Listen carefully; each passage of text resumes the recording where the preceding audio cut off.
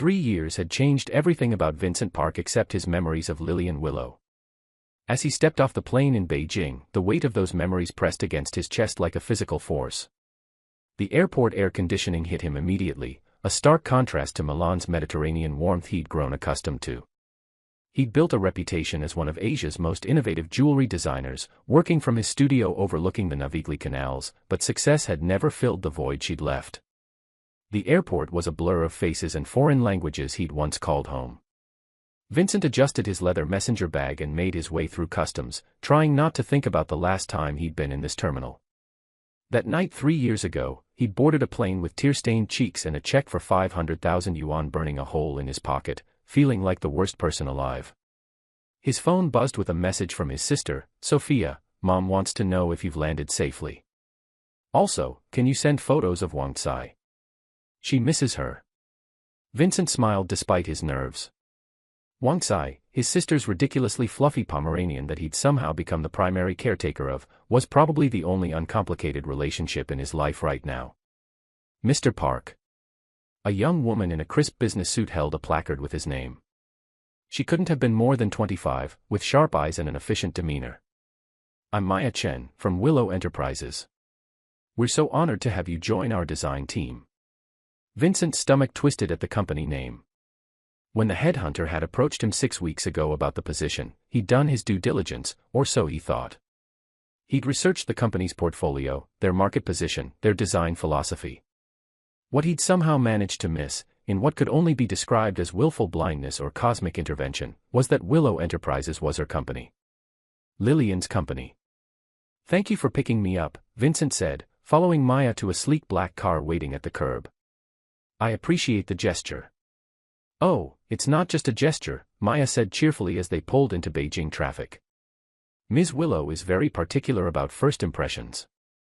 She wanted to ensure your arrival was smooth. She glanced at him in the rearview mirror. She's very interested in your work.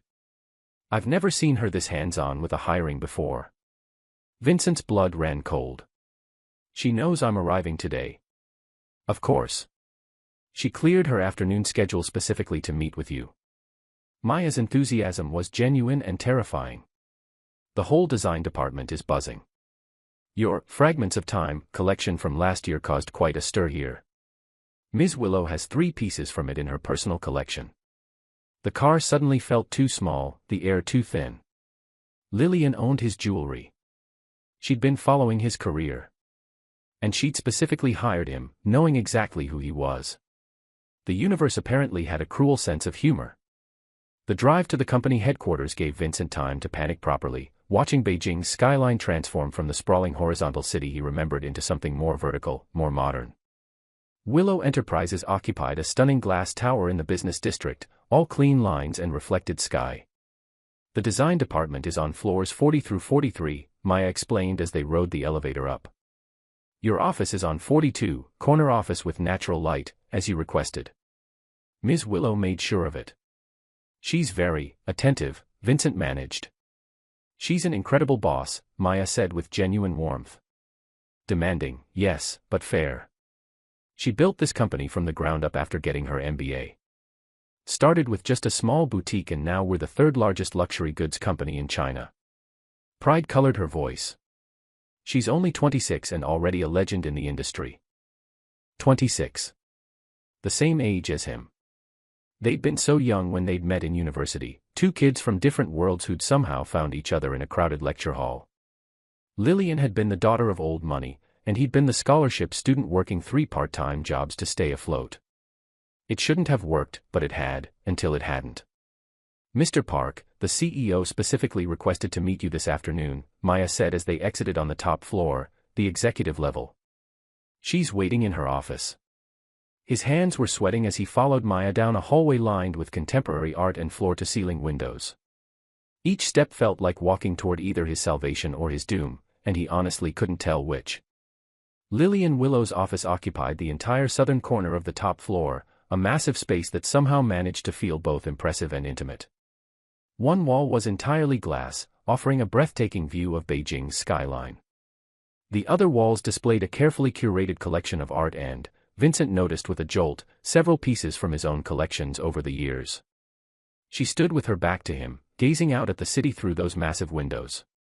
Her hair, once long and wild, the kind of hair she'd complained about constantly while he'd loved running his fingers through it, was now cut in a sleek bob that brushed her shoulders. The tailored black dress she wore screamed power and success, a far cry from the vintage band t-shirts and ripped jeans she'd favored in university. "Vincent Park," she said without turning around, her voice controlled and professional. 3 years. You've done well for yourself. The sound of his name on her lips, even in that cool tone, hit him like a physical blow. Lillian, It's Ms. Willow in the office. She finally turned, and Vincent forgot how to breathe. She was even more beautiful than his memories, but there was a sharpness to her features now, a guardedness in her dark eyes that hadn't been there before. Those eyes had once looked at him with such openness, such trust. Now they were calculating, measuring. "Welcome to Willow Enterprises. I trust Maya has made you comfortable." "Very," he said, finding his voice. "Your company is impressive." "Thank you. I've worked hard for it." She moved to her desk, every movement precise and controlled. "I reviewed your portfolio extensively before approving your hire. Your work has matured significantly.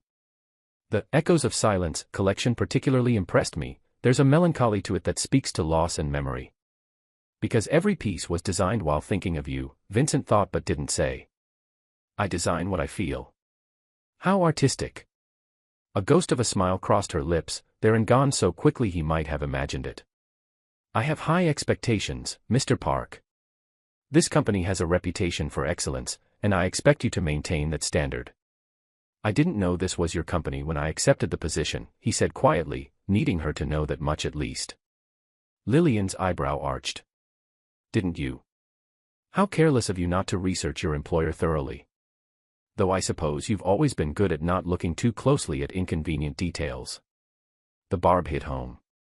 Before Vincent could respond, the office door opened without a knock, and a man walked in with the easy confidence of someone who belonged there. He was tall, handsome in a polished way, with carefully styled dark hair and an expensive suit that probably cost more than Vincent's monthly rent used to be. There was something vaguely familiar about his features, though Vincent couldn't place why. "Babe, are we still on for dinner tonight?" The man leaned down to kiss Lillian's cheek with casual intimacy, and Vincent felt something sharp and ugly twist in his gut. "I made reservations at that new fusion place you wanted to try." "Eric Thornton, this is Vincent Park, our new head jewelry designer," Lillian said smoothly, not moving away from the man's touch. "Vincent, this is my boyfriend, Eric." Boyfriend. The word hung in the air like a challenge. Vincent forced himself to shake Eric's hand, noting with some petty satisfaction that Eric seemed surprised by his firm grip. Up close, the familiarity became more apparent. Eric had similar coloring to him, similar build, even similar facial features.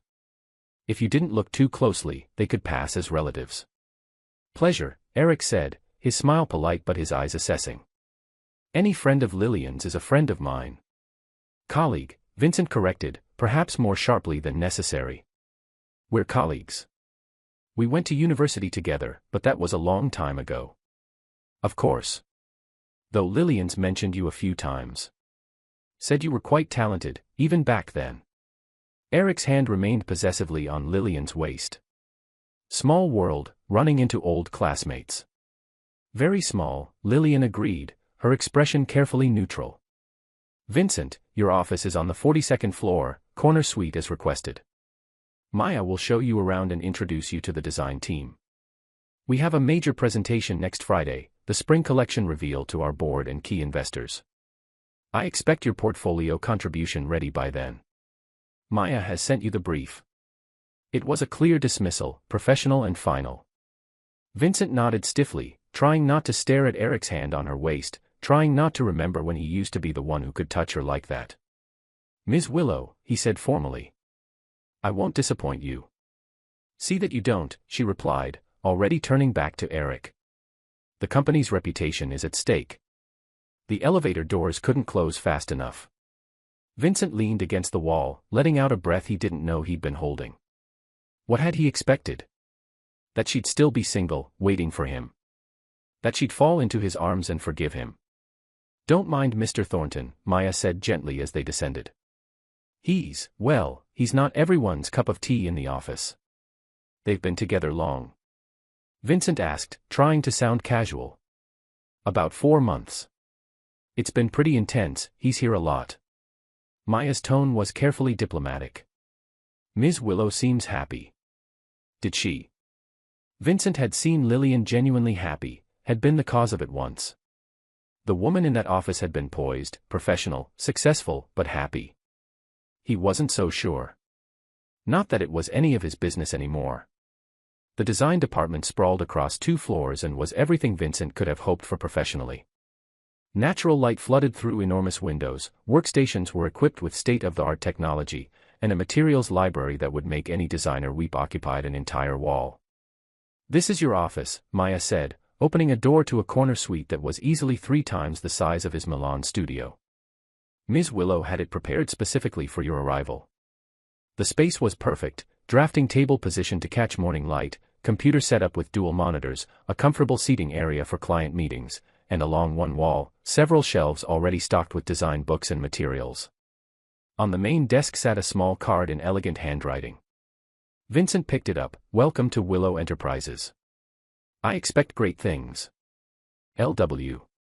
"She does that for all new senior hires," Maya said, though her tone suggested otherwise. "Now, let me introduce you to the team." The design team consisted of 12 talented individuals, ranging from fresh graduates to industry veterans. They were curious but professional, clearly excited to work with someone of Vincent's reputation. A woman named Diana Chen, the senior designer he'd be working alongside, gave him a particularly thorough evaluation. "Your Fragments of Time collection was extraordinary," she said. "The way you captured movement in static metal, I've never seen anything like it. What inspired that piece?" "Memory," Vincent said simply. "The way moments slip through your fingers even as you're living them." Diana nodded thoughtfully. "Ms. Willow said you'd bring emotional depth to our work. She's been pushing us toward more narrative-driven designs. She wants jewelry that tells stories." Of course she did. Lillian had always loved stories, had minored in literature while getting her business degree. She used to read to him while he sketched, her voice bringing characters to life while his hands brought metal to life. "I can work with that," Vincent said. The afternoon passed in a blur of introductions, technical briefings, and material reviews. By the time Maya showed him the staff cafeteria for a late lunch, Vincent's head was spinning with information. And that's when he saw them. Lillian and Eric sat at a table near the windows, Eric talking animatedly while Lillian picked at her salad. Even from across the room, Vincent could see the tension in her shoulders, the polite smile that didn't quite reach her eyes. "They eat here sometimes," Maya said quietly. "Ms. Willow likes to stay visible, accessible to staff. Says it's important not to become disconnected." As if sensing his gaze, Lillian looked up. Their eyes met across the crowded cafeteria, and for just a moment, Vincent saw something flicker in her expression, surprise, pain, something he couldn't quite name. Then Eric said something that made her look away, and the moment was gone. "Come on," Maya said gently. "Let me show you the materials lab. It's impressive." But Vincent couldn't shake the image of Lillian's face, that brief unguarded moment when she'd looked at him and he'd seen past the CEO facade to the girl he'd loved. Over the next 2 weeks, Vincent threw himself into work with an intensity that bordered on obsession. He arrived early, stayed late, and produced designs at a pace that impressed even Diana. His contribution to the spring collection took shape quickly, a series called Echoes of Yesterday. Each piece was designed to capture a specific memory: first love, first heartbreak, first goodbye. A necklace of intertwining vines that could never quite touch, representing parallel paths. Earrings that caught the light like unshed tears. A bracelet designed to look delicate but forged from titanium, beauty built on unbreakable strength. "These are devastating," Diana said, reviewing his sketches. "In the best possible way. They're going to make people cry." "Good jewelry should make you feel something," Vincent replied. "Ms. Willow is going to love them. Or hate them. Possibly both." Diana gave him a knowing look. "You two have history, don't you? That obvious? To anyone paying attention?" "Yes. The way she looks at your work, the way you tense up whenever someone mentions her name." Diana shrugged. Plus, Eric Thornton looks remarkably similar to you. Everyone's noticed. That was the other thing Vincent couldn't escape. Eric Thornton was everywhere. Eric in the cafeteria, loudly explaining cryptocurrency to anyone who'd listen. Eric in the parking garage, showing off his new sports car. Eric at the morning briefing that Vincent attended once, offering unsolicited opinions about market trends while everyone pretended to care. He's a venture capitalist, Diana explained during one such encounter. Made his money in tech startups. Met Ms. Willow at some charity gala 4 months ago, and they've been inseparable since. Inseparable was right. Eric seemed to live at Willow Enterprises, constantly appearing in Lillian's office, joining her for meals, attending meetings he had no business being in. And the strangest part was how often their relationship seemed off. Vincent first noticed it during a chance encounter in the hallway. He'd been carrying material samples to Diana's office when he'd heard raised voices coming from a conference room. Completely inappropriate, Eric. That's a board member's wife. I was just being friendly. You're always saying I should network more with your people. There's networking and there's asking someone if they've considered NFTs while you're supposed to be discussing quarterly projections. Vincent had hurried past, but not before catching Eric's response, "Baby, you're being so uptight lately. Maybe you need to loosen up, try some crypto." The conference room door had slammed. "Eric strikes again," Maya had said, appearing beside Vincent. "He's been on a cryptocurrency kick for 2 weeks. Last week it was day trading. Before that, he tried to convince Ms. Willow to invest in his friend's revolutionary blockchain startup. She's patient with him," Vincent observed carefully. "She's something," Maya agreed with a sigh. But patience seemed to be wearing thin. Over the following days, Vincent witnessed increasingly bizarre behavior from Eric that seemed designed to test everyone's tolerance. There was the leopard print suit incident, when Eric showed up to a client meeting dressed like a 1970s pimp and spent 20 minutes explaining his fashion philosophy. There was the time he brought his new saxophone to the office and practiced during lunch break in Lillian's office, the screeching audible 3 floors down.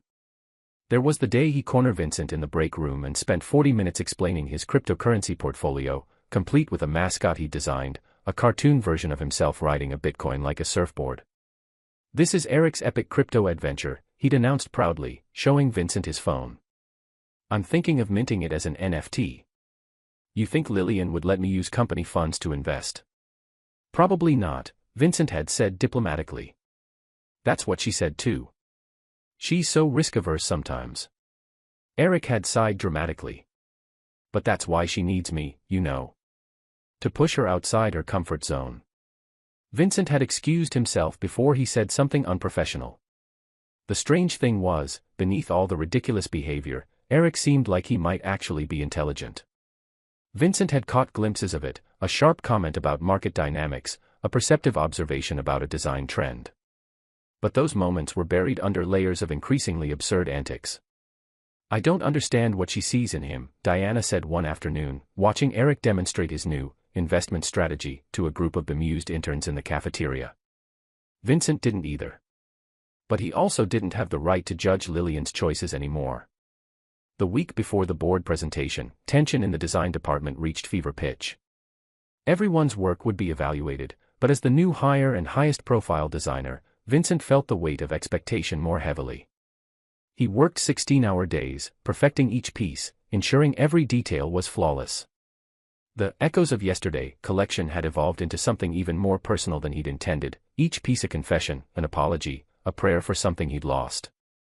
The night before the presentation, Vincent stayed until 3 a.m., making final adjustments to his portfolio. When he finally left the office, he found Lillian still in hers, light spilling from under her door. He shouldn't knock. He should go home, get a few hours of sleep, maintain professional distance. He knocked. "Come in," her voice called, sounding tired. Lillian sat at her desk surrounded by reports and presentations, her jacket discarded, her hair slightly mussed, the most unprofessional he'd seen her since his arrival. She looked exhausted and, without the armor of perfect grooming, startlingly young. "Mr. Park," she said, straightening. "Working late." "I could say the same, Ms. Willow. CEO privileges, I'm always working late." She gestured to the chair across from her desk. "What can I do for you?" Vincent sat, suddenly uncertain why he'd knocked. I wanted to thank you. For what? The office, the resources, the opportunity. I know my hiring was complicated, given our history. You could have passed on me. Lillian's expression remained neutral. I hired you because you're talented, Mr. Park. Personal history aside, you're one of the best jewelry designers of our generation. My company benefits from your expertise. Is that the only reason? The question hung between them, heavy with unspoken history. What else would there be? Lillian asked carefully. I don't know. You tell me. Vincent leaned forward. You've been following my career. You own pieces from my collections. You specifically approved my hiring when you could have delegated that decision. And now I'm here, working for you, seeing you every day. That seems like more than just professional interest. Lillian's mask cracked slightly, a flash of something raw in her eyes. You're very presumptuous, Mr. Park. I'm honest. It's something I learned the hard way. 3 years too late for honesty, don't you think? Yes, Vincent agreed simply. But better late than never. Lillian stood, walking to her window to stare out at the city lights. You want to know why I hired you? Fine. I wanted to prove to myself that I was over you. That I could see you every day and feel nothing. That you were just another talented designer, nothing more. And Vincent's heart was pounding. Did it work? She didn't answer, and her silence was answer enough. Lillian. Ms. Willow, she corrected sharply, turning to face him. In this office, it's Ms. Willow. You lost the right to my first name when you took that check and left without a real explanation. I found someone else. She laughed bitterly. That was the best you could come up with. I was protecting you, Vincent said quietly. From what? From knowing that I was weak enough to be bought. From knowing that I chose money over you. From knowing that your mother was right about me, I wasn't good enough for you. Lillian's eyes widened. My mother. What does she have to do with this? Vincent stood, moving closer. She came to me 3 years ago with a check for 500,000 yuan. Told me to leave the country and never contact you again. Said I wasn't good enough for her daughter. He laughed without humor. She was right. I took the money because my father's business had failed, my mother was drowning in debt, my sister needed surgery we couldn't afford. I told myself I was being noble, sacrificing our relationship for my family. But really, I was just a coward who took the easy way out. Lillian stared at him, her face pale. My mother paid you to leave. You didn't know. I thought, she sat down heavily. I thought you just didn't love me enough. That I wasn't enough. You were everything, Vincent said fiercely. You still are. And leaving you was the biggest mistake of my life. Silence filled the office, broken only by the hum of the city outside. I have a boyfriend, Lillian finally said. I know. Eric is. A cryptocurrency-obsessed, saxophone-playing disaster who seems determined to embarrass you at every opportunity. Vincent suggested. Despite everything, Lillian laughed, a real laugh, the kind he remembered. He's not that bad. He wore a leopard print suit to a client meeting. That was unfortunate, she admitted. He asked your board member about NFTs. Also unfortunate. He looks like me. Lillian met his eyes. Yes. He does. Why? Why what? Why date someone who looks like me but acts nothing like me? Is it coincidence, or is it something else? Lillian stood again, suddenly all business. It's late, Mr. Park. We both have a big presentation tomorrow. You should go home, get some rest. Lillian. Ms. Willow, she insisted. Good night, Mr. Park. Vincent left, but as he walked to the elevator, he glanced back. Through her office window, he could see Lillian standing in the same spot, staring at nothing, and he wondered if she was thinking about the same memories that haunted him every night. Tomorrow's presentation suddenly seemed like the least important thing in the world. The boardroom was packed with investors, board members, and senior executives, easily 50 people, all waiting to judge the spring collection. Vincent's hands were surprisingly steady as he set up his presentation materials, his portfolio pieces arranged on velvet displays at the front of the room. Lillian sat at the head of the table in a power suit that could cut glass, every inch the formidable CEO. Eric sat beside her, mercifully quiet for once, though Vincent noticed he was wearing a vest covered in tiny chains that clinked every time he moved.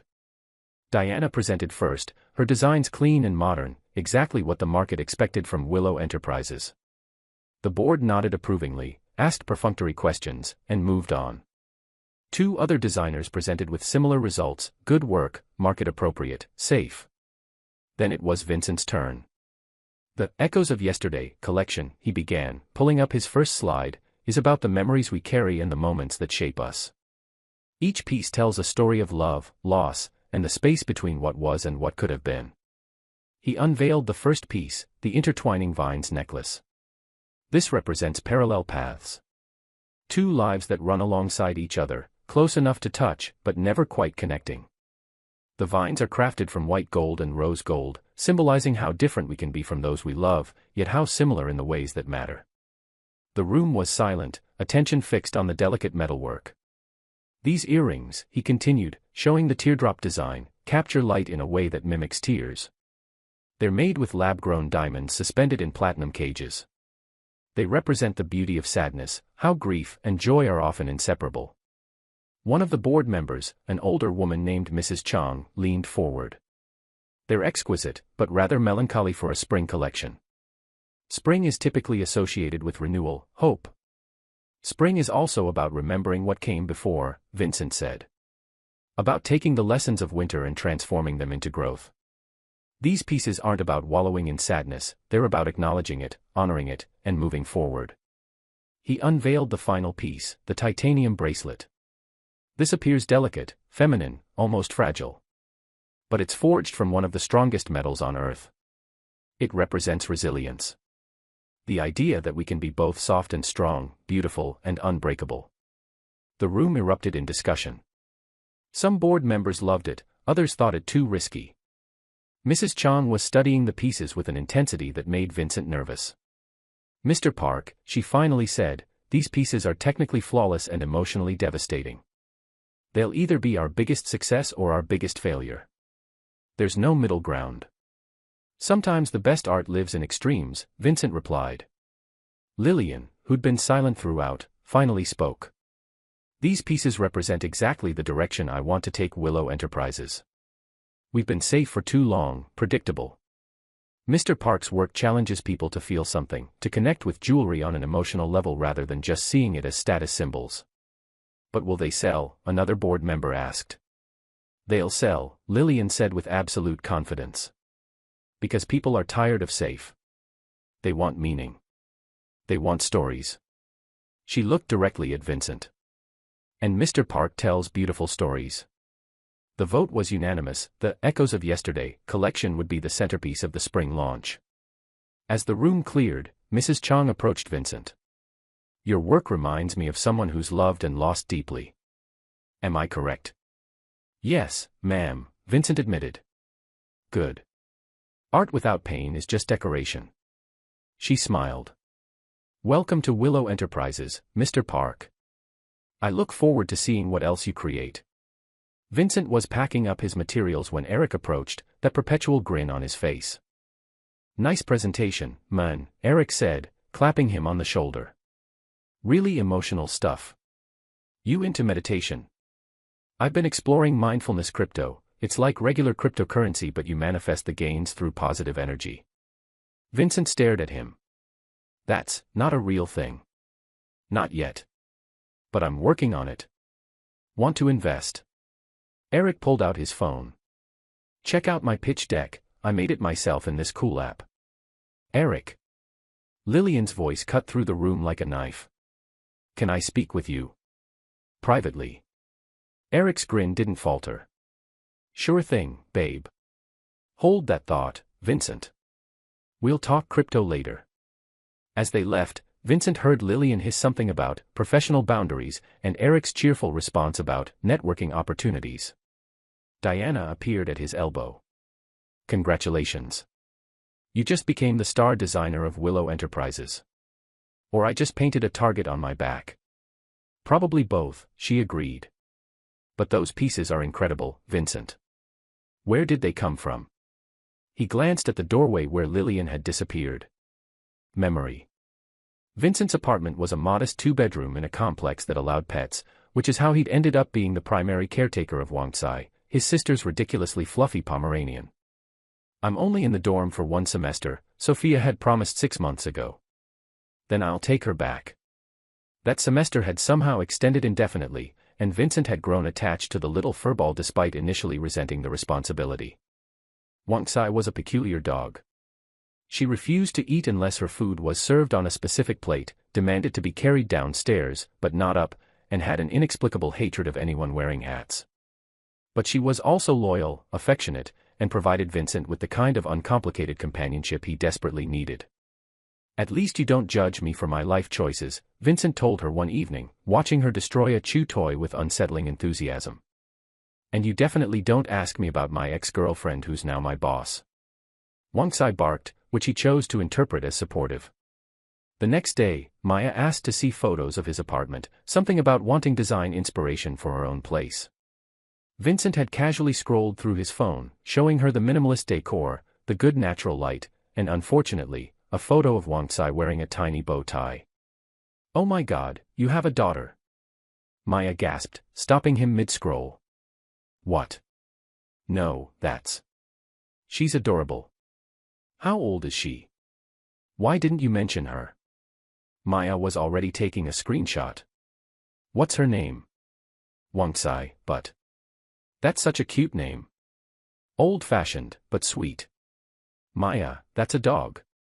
But Maya was already walking away, phone in hand, and Vincent had a sinking feeling he knew where this was going. By lunch, half the design department had heard that Vincent Park had a 3-year-old daughter named Wang Tsai whom he was raising alone. I heard his wife passed away, someone whispered in the break room. No, I heard he's a single father who adopted, someone else countered. Either way, it explains the emotional depth of his work, Diana said sagely. Vincent tried to correct the rumors, but they'd taken on a life of their own. By the end of the day, the story had evolved to include a tragic backstory involving a childhood sweetheart, a secret pregnancy, and Wang Tsai being born in Italy. This is ridiculous, Vincent muttered to Diana. I need to make an announcement or something. Too late, Diana said, looking at her phone. It's already reached the executive floor. Apparently Mrs. Chong thinks it's wonderful that you're a devoted father and that it adds authenticity to your designs. Vincent dropped his head to his desk. I'm going to be fired for this. Nah, Ms. Willow loves good press. Talented designer, devoted single father, that's gold for the company image. Wang Tsai is a Pomeranian. A very photogenic Pomeranian, apparently. The situation reached critical mass when Lillian herself appeared at his office door at 6 p.m., her expression unreadable. Mr. Park. A word. Vincent followed her into a conference room, preparing for the worst. I understand you have a daughter, Lillian said, closing the door.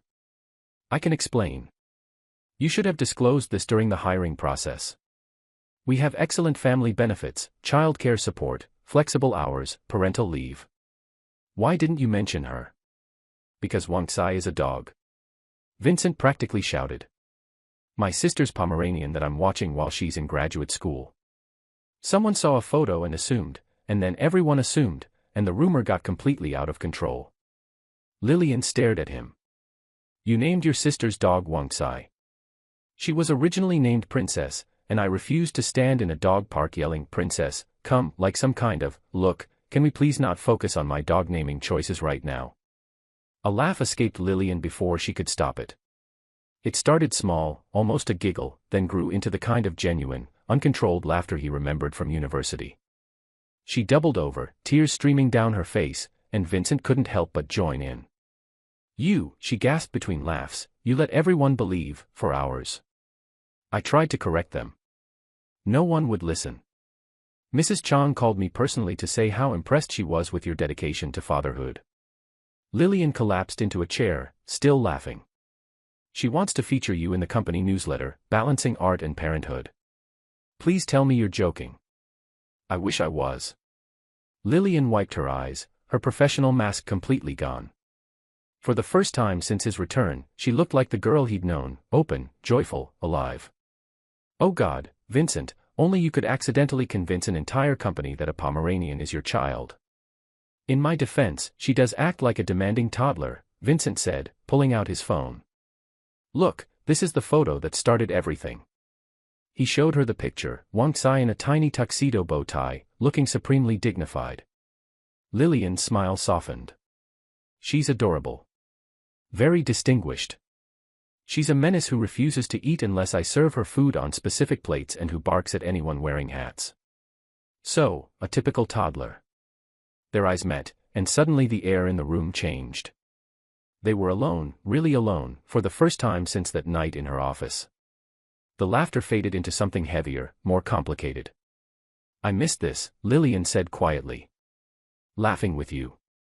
It was always so easy. Everything was easy with you, Vincent replied. Until I made it impossible. Lillian looked away. I should go. Eric is waiting. Lillian, please. Can we talk? Really talk, not as CEO and employee, but as two people who once meant everything to each other. What's there to talk about, Vincent?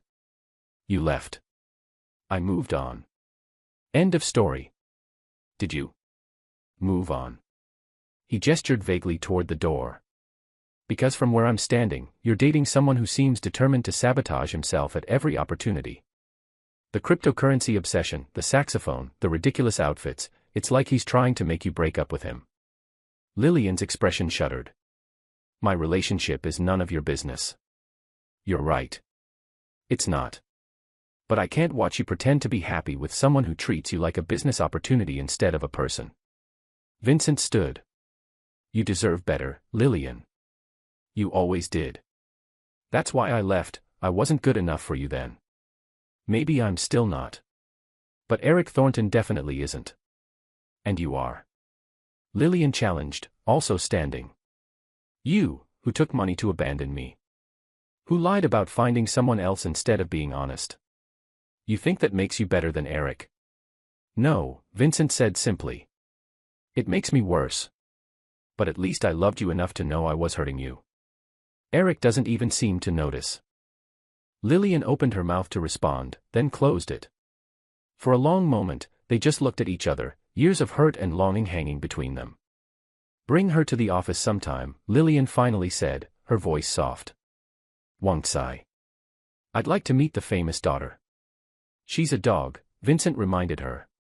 I know. A small smile played at her lips. But she's important to you, which makes her worth meeting.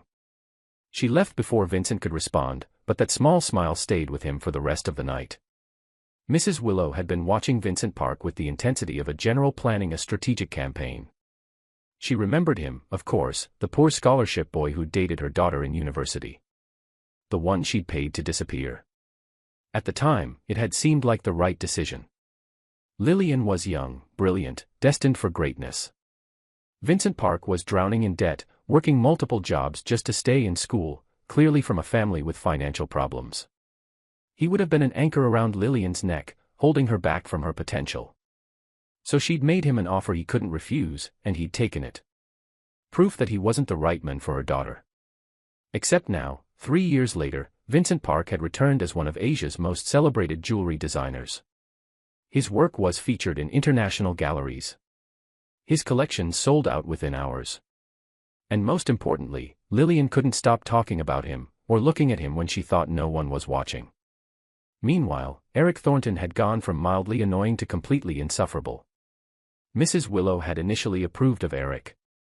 He came from the right family, had made his own fortune, understood the business world. But lately, his behavior had become increasingly erratic. There was the incident at her house last week, when Eric had appeared uninvited with a business opportunity. Mrs. Willow, have you ever considered digital real estate? He'd asked enthusiastically, following her into her sitting room despite her clear dismissal signals. I could set you up with prime virtual property in the metaverse. The meta what? The metaverse. It's like the internet, but you can walk around in it. I've already invested heavily. She'd shut the door in his face. Then there was yesterday's disaster at the company gala, where Eric had cornered several board members to pitch his revolutionary blockchain solution for tracking luxury goods. It's like regular blockchain, but I've gamified it, he'd explained to a horrified Mrs. Chang. Every time a product sells, you earn points that you can use to buy NFTs of that product. Why would I want a digital picture of something I already own? Mrs. Chang had asked.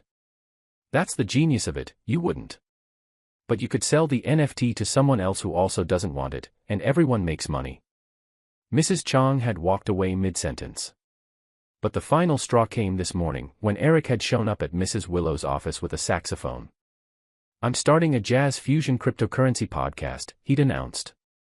I play smooth jazz while discussing market trends. I want Lillian to be my first guest. Absolutely not, Mrs. Willow had said firmly. But it could be huge for Willow Enterprises. We could accept crypto payments. Mr. Thornton, I think it's time we discussed your relationship with my daughter. Eric had blinked. What about it? It's over. But you're a disaster. You've embarrassed her repeatedly, you've annoyed our board members, and you've shown up at my house uninvited 3 times to pitch increasingly nonsensical business ideas. Whatever my daughter sees in you, I assure you it's not worth the headache you're causing everyone around you. Eric had looked oddly pleased by this assessment. So you don't approve of me dating Lillian? That's what I just said. And if we were to, say, get married, you'd be against it? Vehemently. Perfect. Eric had said cheerfully. Thanks, Mrs. Willow. He'd left before she could respond, leaving her thoroughly confused. Which is how she found herself sitting in a restaurant 2 days later, waiting for Vincent Park to arrive for the lunch she'd invited him to. He appeared exactly on time, dressed professionally, looking nervous but determined. So different from the scared boy she'd confronted 3 years ago. Mrs. Willow, he said, sitting across from her. Thank you for inviting me. Let's not waste time with pleasantries, Mr. Park. She dabbed her lips with a napkin. 3 years ago, I paid you 500,000 yuan to leave my daughter. Today, I'm prepared to pay you 1 billion yuan to return to her. Vincent nearly choked on his water. Excuse me. You heard me. 1 billion yuan. She slid a check across the table. That's my offer. Date my daughter, marry her, make her happy. Eric Thornton is a disaster, and I made a mistake about you 3 years ago. Vincent stared at the check, more money than he'd ever seen in one place. Enough to secure his family's future permanently, to never worry about money again. You can't be serious, he said. I'm always serious when it comes to my daughter's happiness. You're clearly successful now, proven yourself. And Lillian is miserable without you, even if she's too proud to admit it. With all due respect, Mrs. Willow, I can't be bought. Vincent pushed the check back across the table. Not anymore. I left because I was weak and desperate 3 years ago. I'm not that person now. Mrs. Willow studied him with new appreciation. You've changed. Yes, ma'am. I had to. The guilt of what I did, taking your money, lying to Lillian, it nearly destroyed me. I rebuilt myself from nothing because I couldn't live with who I'd been. Vincent met her eyes steadily. If Lillian and I are meant to be together, it won't be because you paid me. It'll be because we choose each other, freely and honestly. Very noble, Mrs. Willow said dryly. But nobility doesn't change the fact that my daughter is dating a cryptocurrency-obsessed man-child who plays saxophone badly and wears leopard print. Despite himself, Vincent laughed. Fair point. So you won't take the money? No, ma'am. Mrs. Willow smiled slightly. Good. You passed the test. Test. If you'd taken the money, you'd have proven you hadn't changed at all. But you didn't. She pushed the check back toward him anyway. However, I'm leaving this on the table. Consider it an apology for 3 years ago. Use it however you want, donate it to charity, burn it, invest it in one of Eric's ridiculous schemes. I don't care. But Vincent. Yes. Don't make my daughter cry again. 3 years ago, I thought I was protecting her from a fortune hunter. But you weren't after her money, you genuinely loved her. I see that now. And she loved you with an intensity that worried me. Mrs. Willow's expression softened. She still does. So if you're going to pursue her, be certain. Be committed. Because next time you break her heart, no amount of money will save you from me. Vincent believed her completely. The following week, Eric Thornton's behavior escalated to new heights of absurdity. It was as if he'd taken Mrs. Willow's disapproval as a challenge to become even more insufferable. Monday, Eric showed up to a board meeting in a vest covered in cryptocurrency logos and tried to present a synergistic partnership opportunity involving blockchain technology and jewelry authentication. Imagine, he'd said enthusiastically, every Willow Enterprises piece comes with an NFT certificate. Customers could trade the NFTs independently of the actual jewelry. Why would anyone want that? A board member had asked. I don't know, but it sounds innovative. Lillian had physically removed him from the meeting. Tuesday, Eric brought a virtual reality headset to the office and spent 3 hours trying to convince people to explore digital showrooms in the metaverse. This is the future of retail, he'd announced to anyone who'd listen. Physical stores are dead. Everything will be virtual.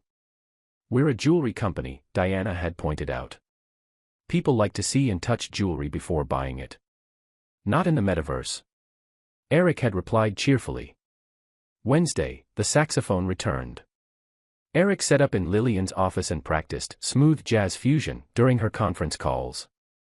The screeching was audible throughout the executive floor. Eric, please, Lillian had begged. I'm on a call with our Tokyo office. But babe, I'm getting so good. Listen to this riff. The Tokyo office had asked if everything was all right, concern evident in their voices. Thursday, Eric organized a lunch and learn session about cryptocurrency investing, which exactly 3 people attended, all interns who'd been coerced into coming. The key to crypto success, Eric had explained earnestly, is to trust your gut and invest heavily in coins with funny names. That's my strategy, and I've only lost 60% of my portfolio. One of the interns had quietly left. Friday, the company gala. The event that would become legendary in Willow Enterprises history as the night Eric Thornton proposed to the buffet table. The gala was held at one of Beijing's most prestigious hotels, a black tie event attended by board members, major investors, clients, and industry leaders. Lillian had spent weeks planning it, ensuring every detail was perfect. Vincent attended reluctantly, uncomfortable in his rented tuxedo, trying to blend into the background. But he couldn't help tracking Lillian across the room, stunning in a midnight blue gown, playing the perfect hostess, smiling at guests while her eyes remained carefully neutral. Eric arrived late, and his entrance was memorable.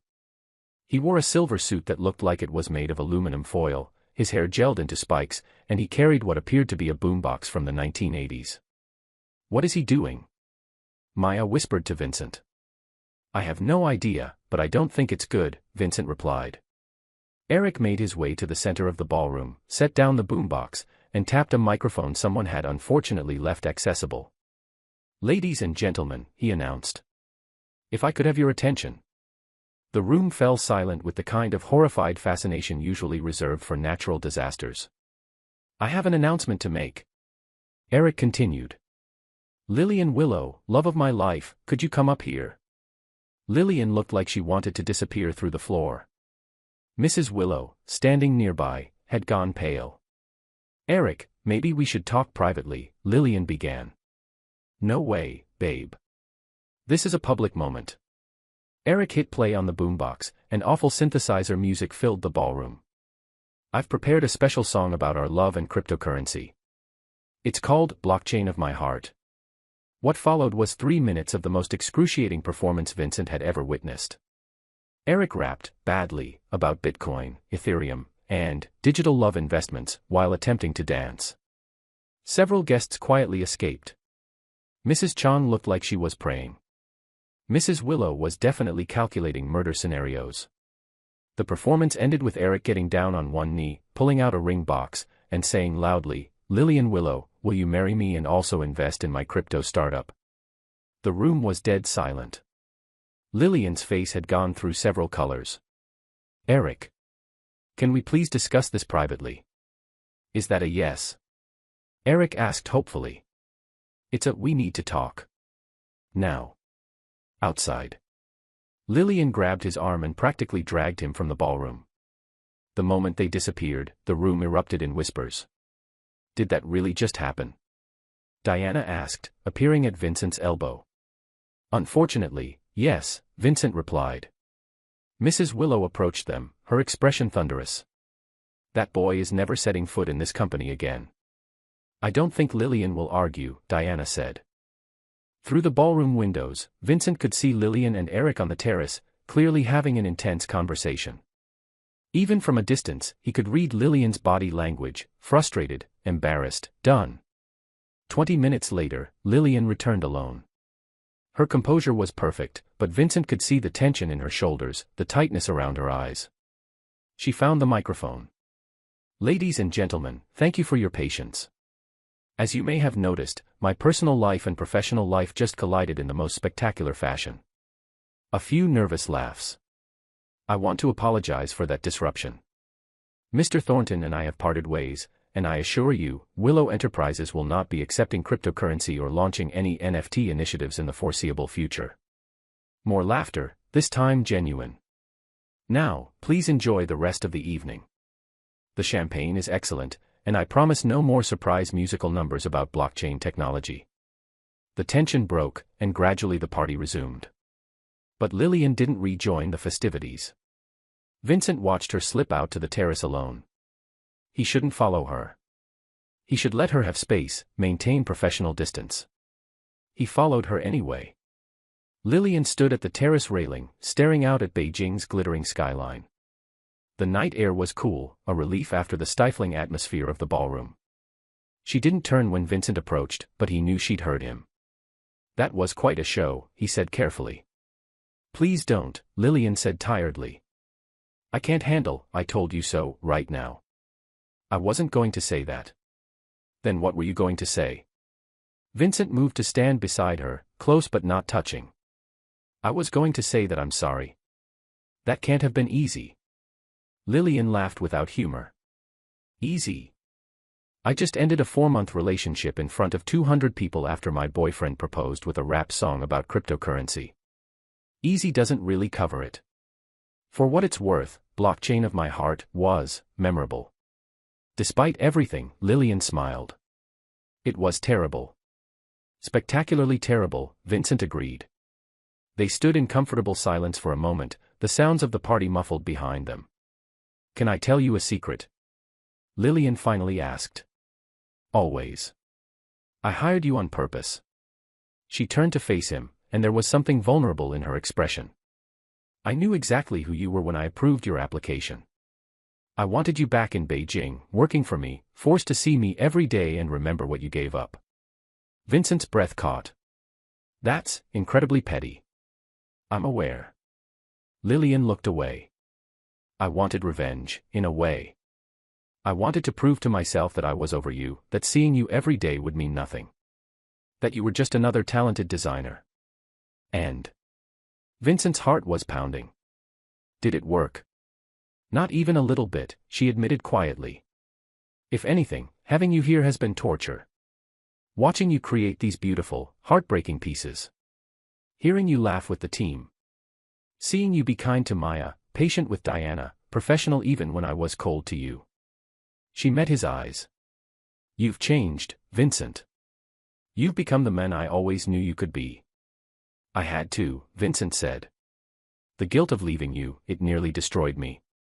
I rebuilt myself because I couldn't live with who I'd been. And Eric? Lillian smiled slightly.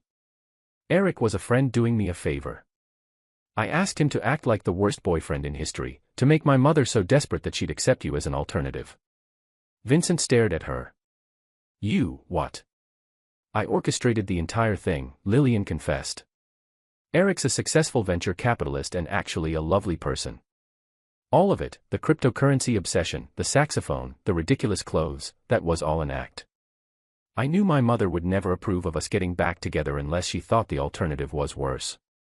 So I manufactured the worst alternative I could think of. That's. Vincent didn't know whether to laugh or be horrified. That's insane. That's love, Lillian corrected. Petty, elaborate, slightly unhinged love. I spent 4 months executing this plan, waiting for my mother to offer you money to date me instead of watching me stay with Eric. She did, Vincent said. 2 weeks ago. She offered me 1 billion yuan to return to you. Lillian's eyes widened. She what? I turned it down. Why? Because I'm not for sale anymore. And because if we're going to be together, if that's even possible, it has to be real. No tricks, no schemes, no manipulation. Just us, choosing each other. Tears welled in Lillian's eyes. You turned down 1 billion yuan. I'd turn down 100 billion, Vincent said fiercely, stepping closer. Lillian, I spent 3 years building a successful career, traveling the world, achieving everything I thought I wanted. And every single day, I was miserable. Because none of it meant anything without you. You broke my heart, she whispered. I know.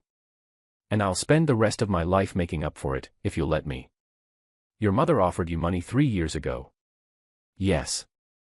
And you took it because your family was in trouble. Yes. Why didn't you just tell me? Lillian's voice cracked.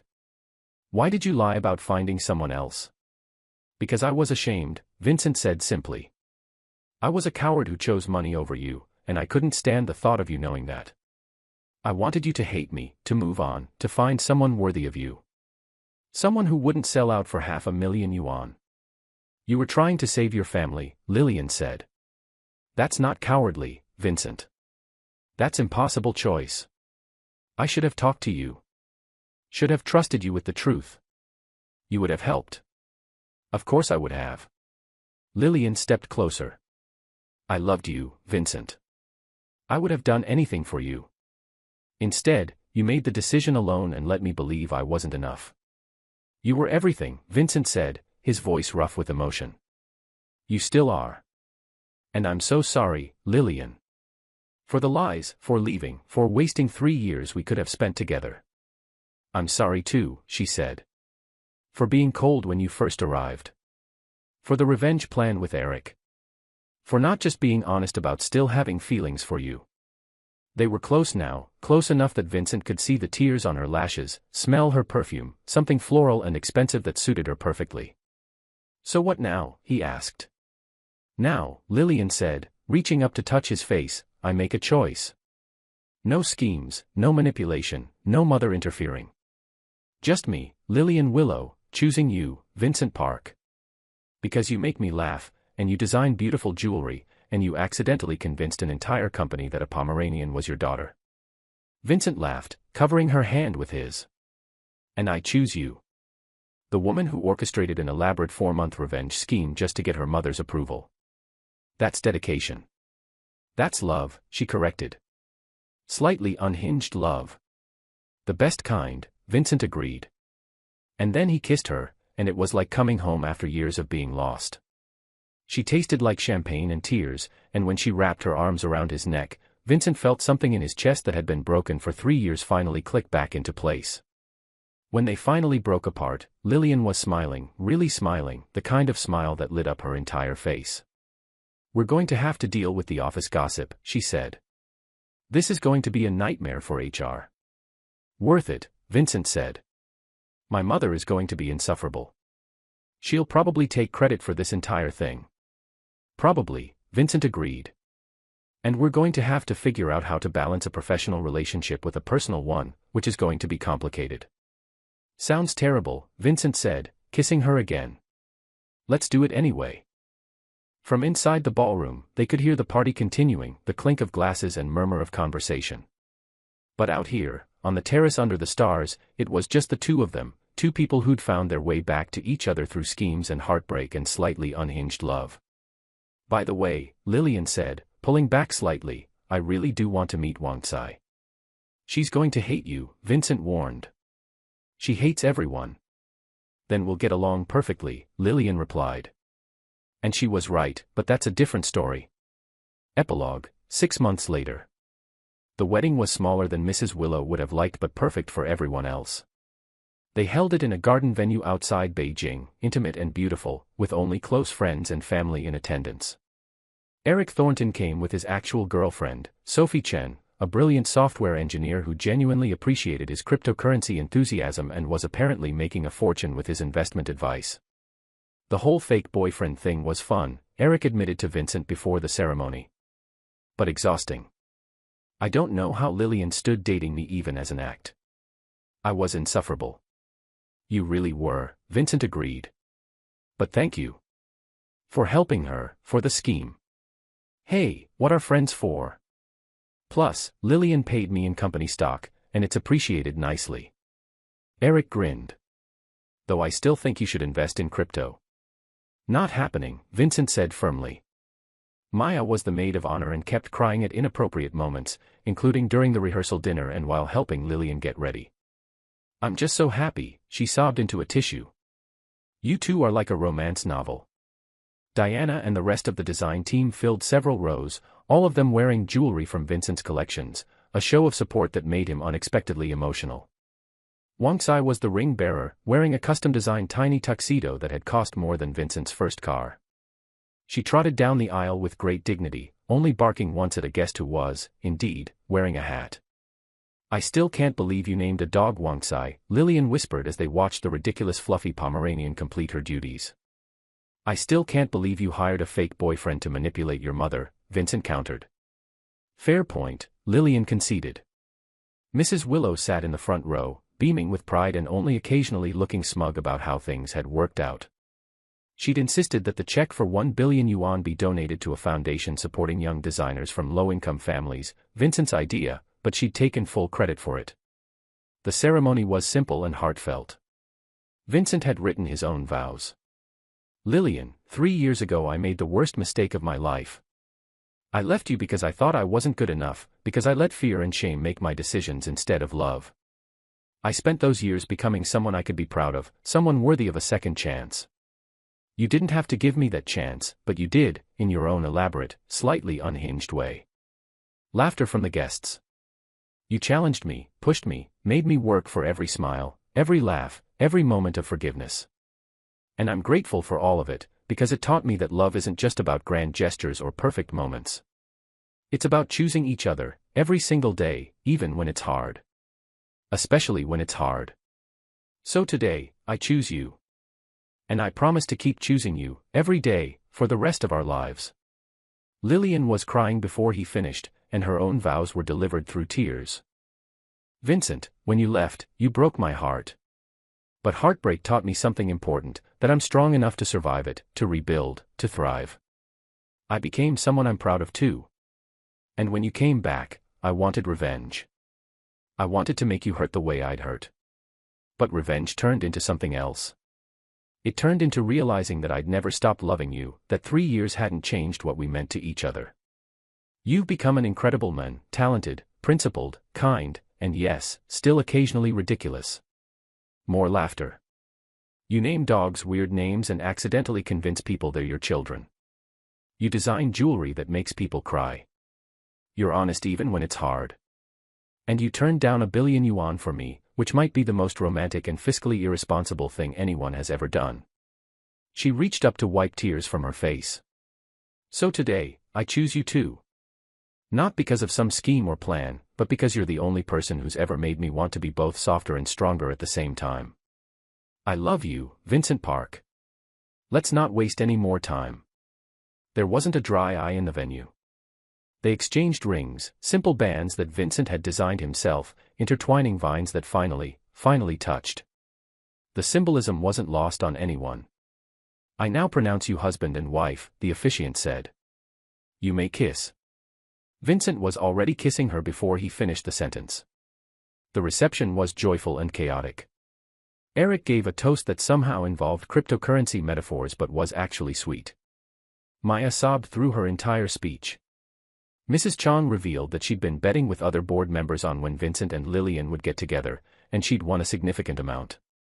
I knew from the first board meeting, she said smugly. The way he looked at her while presenting. Dead giveaway. Diana cornered Vincent during the dancing. So, now that you're married to the CEO, does this mean you'll get preferential treatment in the design department? Absolutely not, Lillian said, appearing at Vincent's elbow. If anything, I'm going to be harder on him. Conflict of interest concerns. She's already rejected 3 of my proposals this month, Vincent confirmed. They weren't up to standard, Lillian said primly. They were excellent and you know it, Vincent countered. Prove it. Make them better, Lillian challenged. Diana laughed. You two are perfect for each other. Both completely insufferable overachievers. As the evening wore on and guests began to leave, Vincent found himself on the terrace with Lillian, watching the stars come out. She'd changed out of her wedding dress into something more comfortable but still beautiful, and she leaned against him with comfortable familiarity. We did it, she said softly. We did, Vincent agreed. Though I'm still not entirely sure how. Your scheme could have gone wrong in about 100 different ways. But it didn't, Lillian pointed out. Because underneath the scheme, the real thing was always there. We just needed time to find our way back to it. Still, Vincent said, maybe in the future, we could try just talking about our feelings instead of elaborate manipulation plans. Where's the fun in that? Lillian teased, but she squeezed his hand. Though yes, I promise. No more schemes. Just honest, open communication. An occasional petty revenge. I mean, a little petty revenge never hurt anyone, Lillian said. Keeps things interesting. Vincent laughed, pulling her closer. I love you. Even your unhinged schemes. I love you too. Even your weird dog-naming choices. In Vincent's apartment across the city, Wang Tsai was probably destroying something expensive and judging them both. Tomorrow, they'd fly to Italy for their honeymoon, 2 weeks in the countryside where Vincent used to live, showing Lillian his studio, his favorite cafes, the life he'd built without her. And when they returned, they'd figure out how to merge their lives together properly, navigating the complicated waters of being married while working together. But tonight, standing under the stars with the woman he loved, Vincent felt something he hadn't felt in 3 years. Complete. Whole. Home. Hey, Lillian said, pulling back to look at him. What are you thinking about? About how I spent 3 years designing jewelry inspired by missing you, Vincent said. And wondering what I'll create now that I have you back.